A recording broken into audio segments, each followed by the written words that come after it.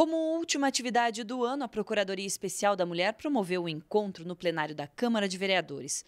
O objetivo foi falar de pessoas que cuidam de outras pessoas. Nós estamos aqui para incentivar as pessoas a continuarem cuidando de outras pessoas.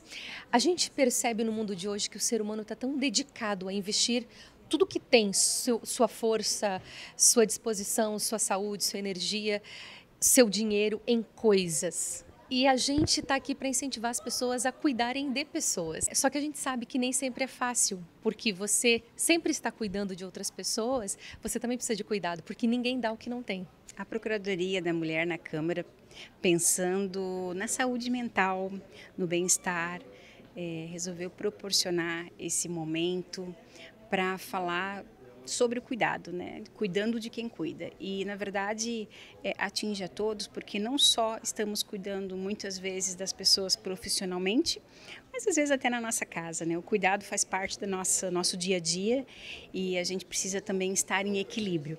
E agora, nesse período de reflexão, a gente trouxe essa palestra de forma gratuita para agregar com todos que queiram assistir.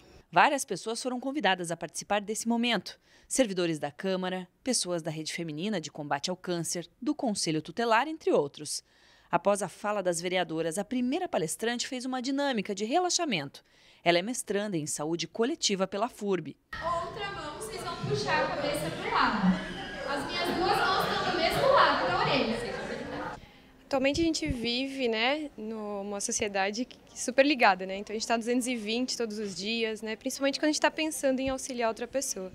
Então eu pensei em algo que ative o sistema parasimpático, um alongamento, algo que acalme, para que as pessoas que têm essa percepção de cuidar do outro, elas tenham um momento de relaxamento, talvez antes de dormir ou no final do dia, algo mais voltado nesse sentido. A gente precisa estar bem para poder então cuidar das outras pessoas, né?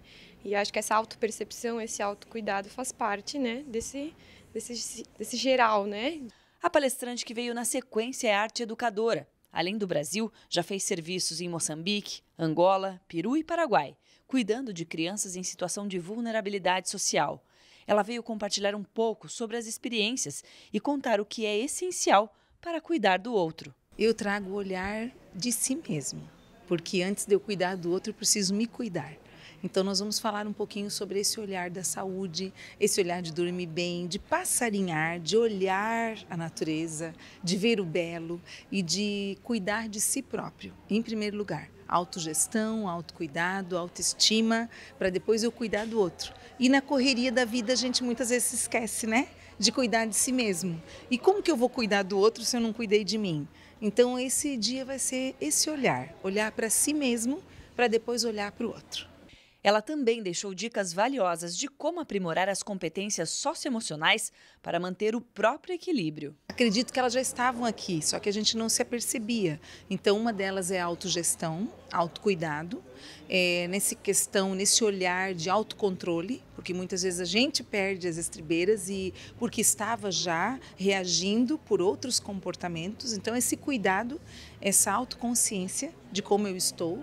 E outra também é a resiliência. A gente, diante de tantas situações desafiadoras, né? Como que eu vou dar conta desse problema?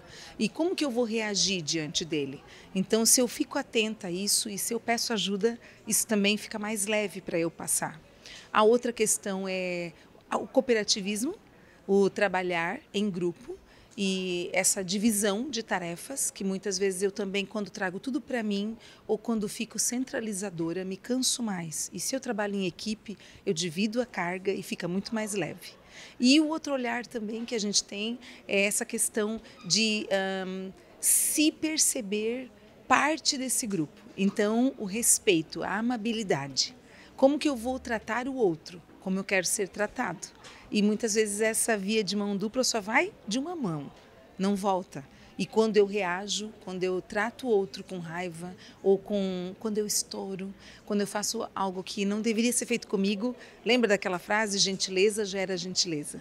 E quando eu falo mal, eu também recebo, né? De uma maneira ríspida. Então, é basicamente estar atento a como lidar com o outro, mas antes eu preciso lidar comigo mesmo.